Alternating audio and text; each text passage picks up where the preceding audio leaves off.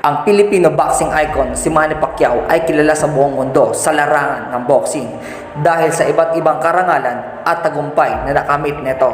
Pero alam mo ba kung gaano kalakas ang isang suntok ng Manny Pacquiao sa isang ordinaryong araw? Gamit ang high-speed motion capture technology, ang lakas ng isang suntok ay ang kombinasyon ng bigat, bilis ng isang boksingero.